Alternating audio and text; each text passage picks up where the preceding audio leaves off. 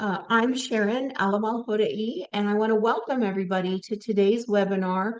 Here we're going to be focusing on auditing techniques for the optical. We've been running a series of webinars on auditing your practice, talking about all different aspects of the practice. So today we're doing a deep dive into optical. And I'm super pleased to have Barbra Day with me. She is a optical consultant. She began her career in optometry with a degree from Technological University in Dublin, and she practiced in Ireland, England, and Australia before moving to the United States and passing the NBEO. She shifted from clinical practice to management and served many years as clinic manager and director of technical training for Northwest Eye Surgeons. She's currently in the Seattle area. She was also on the advisory board for Renton Technical College Ophthalmology Technician Training Program, and she's been a guest lecturer in Washington.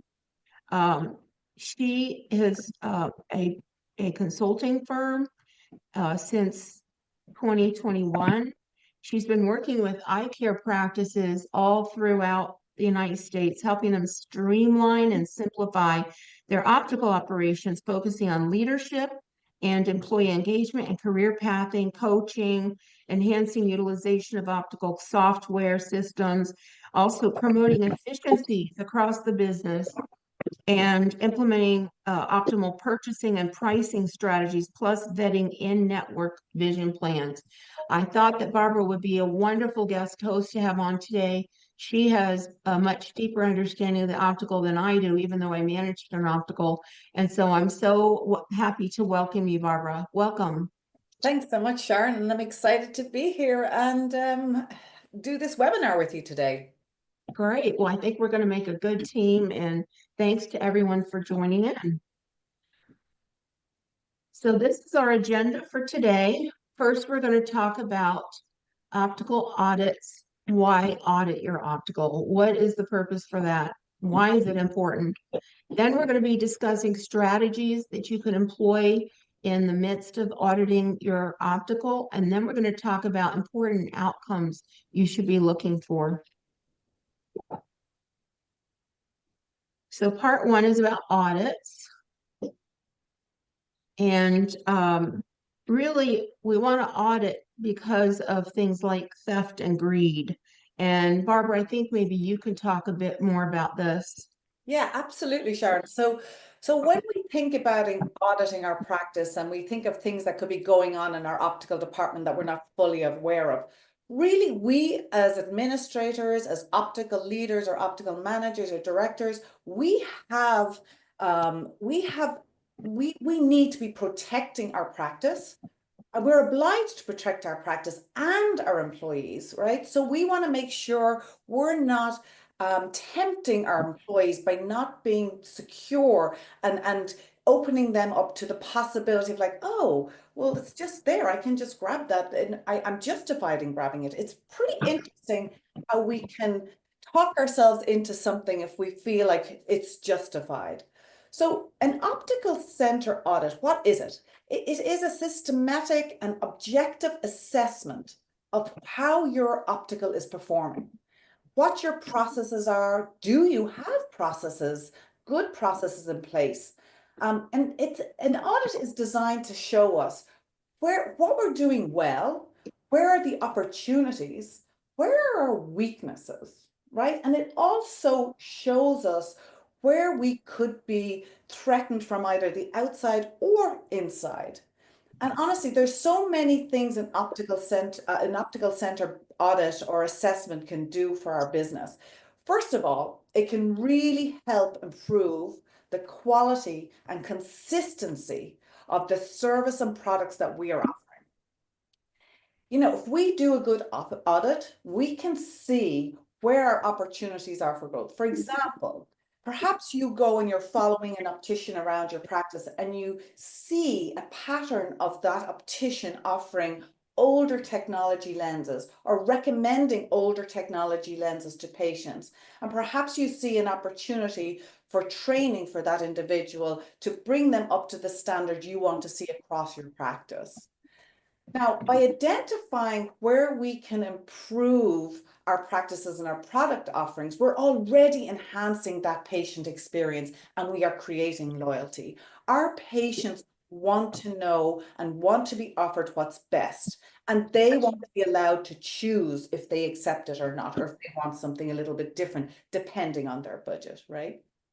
Now, again, by auditing our practice, we can see where we are being productive and where the opportunities are for profitability. For example, are we, is our optician doing special order for frame? Or use or not? How you can, because they're open. Sorry. Are we seeing opportunities where our opticians are ordering frames daily, these special order frames, and they're costing us a fortune in shipping? Do we have a process in place for that? Is there an opportunity for us to cut costs in somewhere like that and be more profitable? And that's just one tiny little thing. Are we offering discounts on package pricing or on patients who are purchasing for self-pay rather than through a vision plan? Again, doing this audit would help us look at our risks. Are we at risk for fraud? Are we at risk for non-compliance? And this is so important. And when I think of this, I think of the technology we're using within our optical departments, how we are using it, and the vendor-related programs that we're affiliated. Do we have solid systems in place to make sure we are reducing or preventing risk? One thing, an optical audit can be conducted internally by your own staff or externally by a third party. You can look at it in different ways. The scope and frequency of an audit really does depend on how large your optical department is. Maybe you're a multi-location practice, maybe you're a single location practice, maybe you only have one optician, maybe you have 40 opticians. So that really will dictate how often and how it is done. But the most common elements of these audits are, evaluating your programs, your product offerings, and again, your safety and compliance. And if you are offering the latest technology, are you offering the latest technology in products and services? And does what you're offering match your mission, your values, and your target market? Next slide, Sharon. All right, so let's talk about some cautionary tales that I know from personal experience when I was managing an optical. We had hired, actually, it was before I managed the optical because I'm not going to take responsibility for this, but we had hired an optician and she suggested that her friend join in as an optical apprentice. And what happened was they began to become in cahoots with one another. Cassie. And they had a system of basically taking perks from vendors, and instead of giving them for the benefit of the practice, instead of that, they were actually taking the perks and selling them at the flea market. We also found out that they were taking some frames because they were responsible for auditing themselves, which is not a good system. And they also were selling those at the flea market.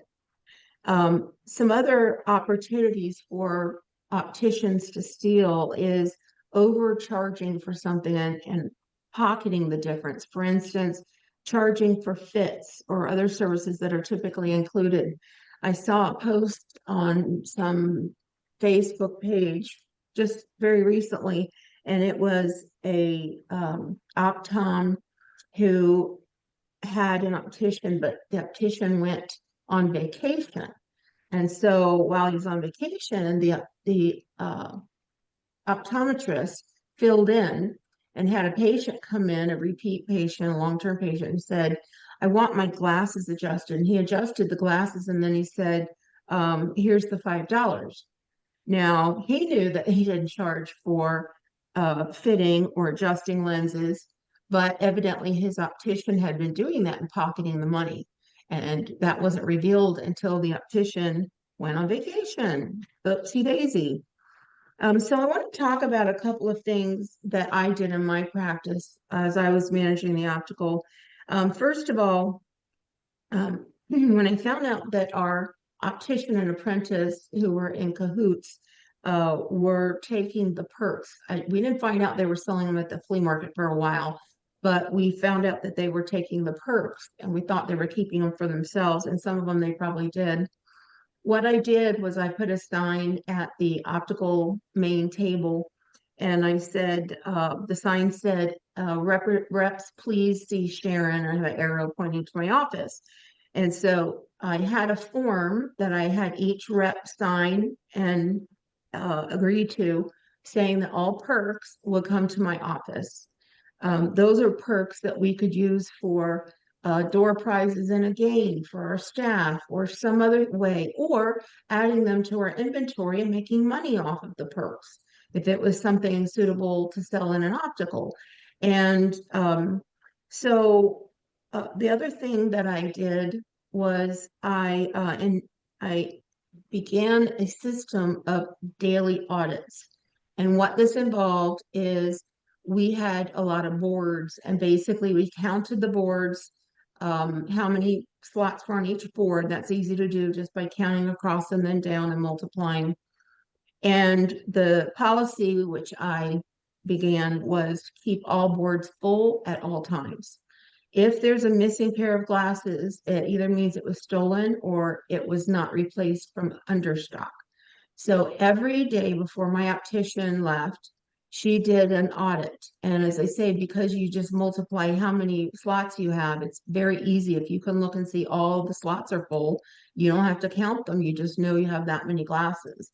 And they had to count the understock and any glasses that were waiting for pickup. And then they gave me that report by the end of the day every day, and along with a report of sales for that day. So I could easily reconcile and see if everything agreed. It also helped us with finding theft. So we put cameras in our optical. Once we found out that our optician and the apprentice were stealing, we put cameras around the optical. And I actually caught a patient and a patient's grandson stealing frames. So we had a patient, it's kind of funny, she was a kleptomaniac. And every time she came, she was a glaucoma patient, so she was in there often. And we knew when this certain patient was scheduled, all the staff knew you have to keep an eye on her because she would steal eye drops, she would steal just anything she could get her hands on, decor. And so this one day, our audit didn't agree with the sales that day. And I looked back at the camera, and there's that patient. And she took a frame off of the board and put it in her purse. And I called the patient and I said, this is so-and-so. Do you think you might have accidentally put some glasses, taken some glasses and not paid for them? No, I didn't do that. And of course, I have her on video. And I said, well, if you find those frames, could you bring them back into us? And sure enough, about a week later, we got a little box in the mail. I had no return address, and it was that pair of frames. So I guess she had a change of heart there. Then another time, we were missing a pair of frames, and it was a patient's grandson that was in there with him, and he was probably 9 or 10, and he took a pair of frames. And I called the patient, who was the grandmother, and I told her straight out, unlike the kleptomaniac, I had to be a little more gentle with her, but I told her, I said, we have on camera that your grandson, or the person that accompanied you, we probably didn't know it was a grandson at the time, took a pair of frames off of our frame board. And it was hilarious because she started screaming. She goes, her, and you could hear him. She was, telling him what had happened. And he's like, no, I didn't take it. No, I didn't take it. And she just kept yelling. And finally goes, okay, I took him, and we got him back. It was kind of funny. She was holding him accountable, that's for sure. So these are some of the things that you want to look for. And I'll kick on to Barbara now because I know she has some things to add to this. Gosh, Sharon, you know what you're saying is so true. And those examples that you've given where people have absolutely overstepped their boundaries and basically are stealing from their own company are actually today quite rampant. So I want all of you to really listen and understand that this could be real in your own clinics.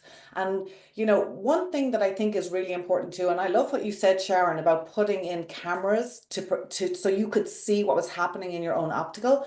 But by doing this, you're actually protecting your staff too, because they know that the cameras are in place and it will deter them from making a poor decision, right? So I think that's also important.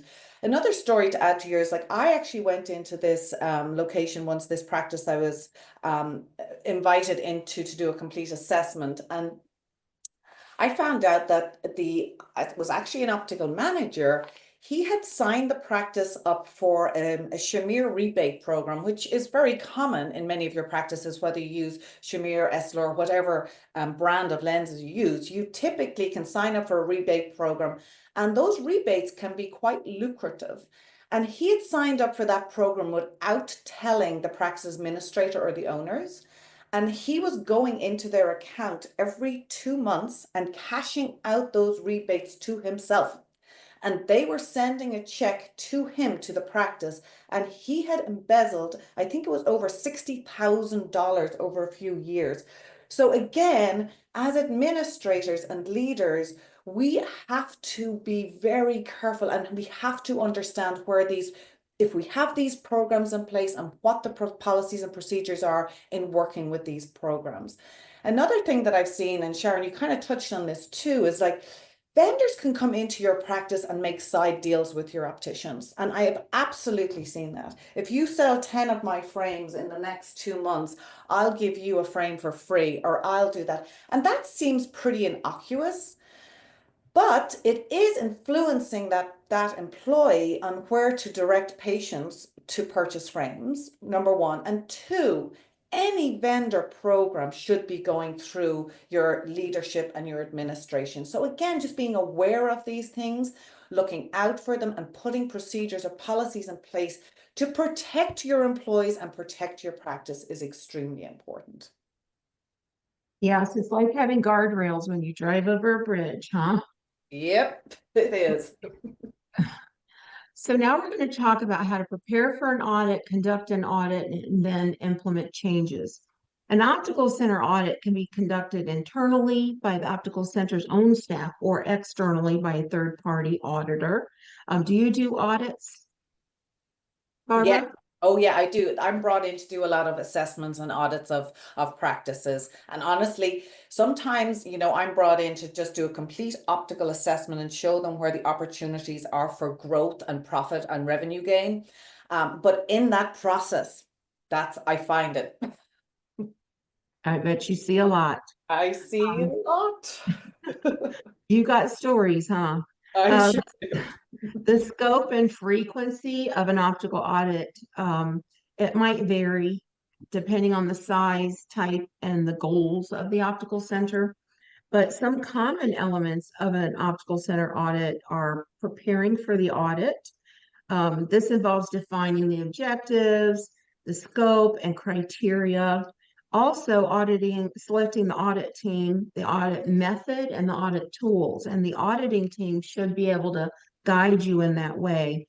Um, then you're conducting the audit. So this involves collecting and analyzing data and evidence from various sources like documents and records, interviews, observations, surveys. The audit team should follow the audit plan and the audit standards and document the audit findings and recommendations. Reporting the audit. This involves presenting and communicating the audit results and recommendations to the relevant stakeholders, such as the optical center's management, staff, customers. The audit report should be clear, concise, accurate, and include the audit objectives, scope, criteria, method, findings, recommendations, and conclusions. So that is how you're going to get a really thorough optical audit. Now let's talk about implementing the audit. So this involves taking actions to address the audit process and audit findings and recommendations, and to improve the Optical Center's performance and processes and practices. The Optical Center's management and staff should be responsible for implementing the audit actions and monitoring and evaluating their outcomes and impacts. Then we review the audit. This involves assessing the effectiveness and efficiency of the audit process. If it's not effective and inefficient, you probably need to find another way. It also involves identifying the lessons learned and for the best practices for future audits. The audit team and the Optical Center's management and staff should provide feedback and whatever suggestions they might have for improving that audit process and the quality of the data from the audit. An Optical Center audit, however, is not a one-time event. It's a continuous cycle of improvement. And by incorporating audits into your business plan, optical centers can ensure that they are always delivering the best optical products and services to their customers and achieving their business goals and objectives. Barbara, do you have some additional points you'd like to make on this?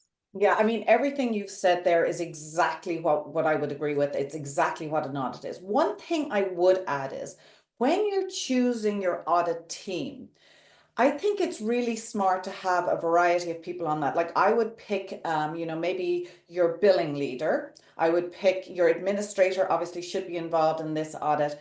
IT or somebody who's in the understands technology and how you can be more efficient in that, and also obviously your optical manager, and that team together should conduct the audit. Another thing is, I will tell you from my own experience, having done assessments in practices, I could come up with 42 items that need to be changed. And that is so overwhelming. And so what I would recommend, if you do this thorough audit and you have such a long list of what you want to do differently, I recommend that you prioritize it. You put down those 42 things and you prioritize it in terms of keeping you compliant as number one. Number two, what is the low-hanging fruit that's going to increase your profitability and your margins over time? And you can, and number three, then anything else you want to do with training, education, or whatever else you're seeing, or maybe efficiencies in your technology process, etc. You want to prioritize 1, 2, 3, 4, and then put anything that's kind of, this would be nice to do, but it's not impacting our safety or security. Put that on a different tab, out of sight, out of mind for now, so you're not so overwhelmed working through the list you have. I think that's really important, but it can be a really big, arduous task, but it is so important. And as we've mentioned before, the why behind it being so important, but it also contributes to your optical business being the best version of itself moving forward. And the time and money that's invested in this should pay back to you. A good optical audit should find enough ways to improve sales, improve, revenue, to make it all worthwhile.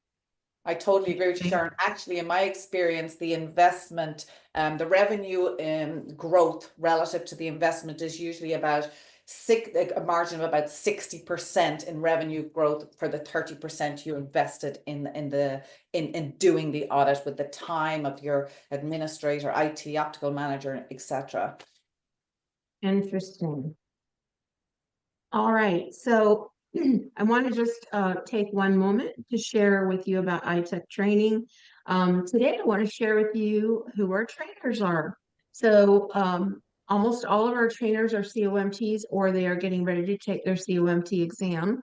And each of my trainers have areas of expertise. Nia actually has been a adjunct professor at College of Dupree in Chicago at an ophthalmic training program where she's written curriculum. She still teaches part-time for them, but she's very well-rounded in her knowledge and assessing techs. Kelly has both posterior and interseg experience. She currently does about 60 fluorescein angiograms a day, believe it or not, working 5:30 a.m. to 5:30 p.m., believe it or not. She's coming on board with me after the first of the year, and she'll be glad to maybe not do that many FAs ever again. But she's got very well-rounded both posterior and interseg. Mandy is my consultant who she is such a delight. She's so well-spoken. She does leadership training. She also does things like looking at practices, the overall practice, and seeing where improvements can be made, like overall audit of the whole practice. She also does continuing education courses for us. And then we have Jackie, and she is very well-rounded as well. She also does practice evaluations, and she's terrific at what she does. And then we have Kimberly. She's based in Idaho with people all over the country. And Kimberly, her specialty is LASIK sterile assisting and running the LASIK machines. She's LASIK certified in a number of different machines, and aseptic technique. That's kind of her forte. So we have a bunch of talent on our team, and that's why I have multiple trainers, because usually there's not one person that knows every single thing. And so it's really good. All right, so this was some client feedback.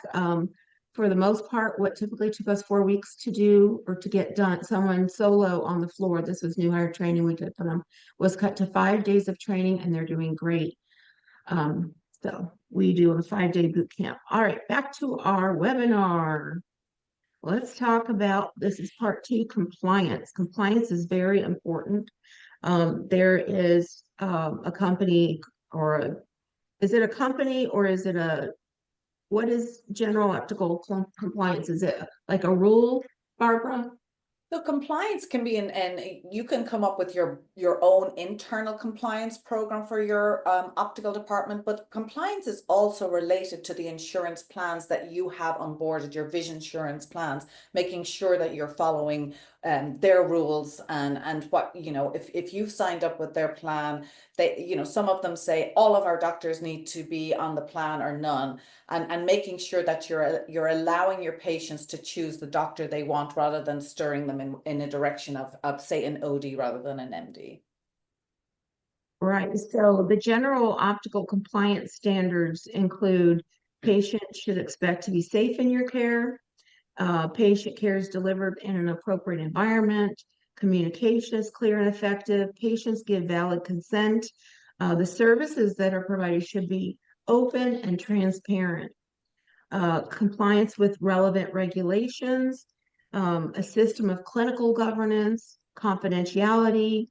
The staff should be able to exercise clinical judgment. Staff should be suitably trained, qualified, and registered. Staff are adequately supervised, and staff collaborate with others when appropriate. Barbara, can you add anything to that? Yeah, I mean, the only other thing I would say, we brought up compliance in terms of, insurance. And we know that for Medicare, for our post-operative glasses, we have to be a provider of DEMPOS, durable medical equipment, right? And so just being very clear whether you are a provider or not for post-operative cataract glasses is really important. And if you're not, making sure that you are informing the patient of their right to go to a place that is, but also you do have permission to offer them glasses at your optical as a self-pay patient, right? So I think that's important. And again, really looking at your vision plan contracts, making sure that you're being compliant with what they say. For example, I was at a practice recently and the doctor saw this patient who was an extremely high myope, -11, -12, and he was a vision plan patient, and the doctor billed his contact lens fitting and his contact lenses as if he was a non-specialty lens patient. But the benefit for patients who need these specialty lenses, who are so highly myopic, are way, way more. They're up to about $950 per patient. And that patient ended up having to pay out of pocket because that doctor didn't know what was in his vision plan contract and was not compliant with what it said. So Compliance is important in every part of our practice. Sure is. Now we're going to talk about ways to fight theft. So every member of your staff has a role in preventing theft. And there's a very simple rule to let all of your staff know about. Leave no customer unattended in the optical. If a group of shoppers is browsing in the optical, another staff member should immediately make his or her presence known near that activity. You know, we've seen a lot in the news about these people who just overwhelm a retail shop, you know, robbers that just overwhelm them. Our staff members' safety is important too. And I don't know that this happens much with opticals, but if there is contact with every person that's browsing and there's an additional staff members there, and they can just act as if he or she's replacing a frame on the rack and organizing a display area while the others engaging with the shoppers. So they all must work together so that if one must step out of the dispensary in the optical or to dispense contacts in another room at some point, another person would take his or her place on the floor. Mitigating theft is an important exercise in smart stewardship. Locks, bars, lights, and alarms aren't very attractive practice furnishings, but they do the job. Keep all your high-end inventory secured, perhaps only exhibiting a few frames at once, and store the display out of sight after office hours. Also consider installing exterior lights that illuminate the office at night. This can discourage break-ins. Have cameras that are mounted and prominently displayed so shoppers know that they're being observed. Barbara, do you have something to add to this? I think you know what you mentioned about theft. I will tell you, these thieves are very sophisticated now. And you are so right, Sharon, when you say there has to be somebody on the floor all the time. But another thing you could do in your area, and it's something that, you know, when I was administrator of an optometry practice here in the Seattle area several years ago, there was a team of men, actually there was one woman, that were going around all of the independent eyewear shops in a radius of about 30 miles and breaking in and getting what they could. And they had a system where they were in and out. They didn't care if there was alarms or anything on the building, but they had a system. They were in and out within 5 or 6 minutes. Well, what we did as a community is, like, once the first break-in happened, we had a really great community of optometrists who would share, like, these people were in here, I got them on my camera, here's what they looked like, and we shared that with as many people as we could to help prevent it in somebody else's practice, right? And it actually did the job. And it was a great thing to see, even though, of course, the first couple of practices did lose out quite significantly. So that external theft is a real threat, and especially if you have lovely display windows that are not covered at night and it's an easy break-in for them. The other thing is, with internal theft, I really believe the administrator's role in understanding the business of optical and where those potential pitfalls are in terms of internal optical theft, right? So I think that is really, really important, like a great relationship between the optical manager director with the administrator, and the administrator truly understanding all of the programs or the pitfalls that are out there that our optical team may fall into, can really help mitigate internal theft, right? Education and total transparency in any new vendor program offered to the practice. And I truly believe the optical manager has a duty to run everything by leadership before any new program is signed off on by the practice. And typically that sign off should be both the manager and the administrator, or at least the administrator. So that's you know, they're my little pearls for you to take away today. Those are big pearls, I think, Barbara. So this was a nice quote I found that I kind of felt tied in. Focusing isn't just an optical activity, it's also a mental one. So our next webinar is going to start a new series, and hang on if you have any questions for myself or Barbara, because we're going to answer them after this. Our next webinar is December 19th, and we are starting a new series on customer service, which is very close to my heart.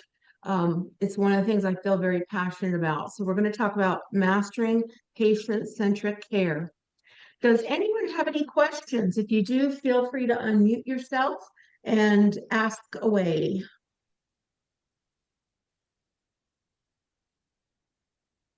There's no questions.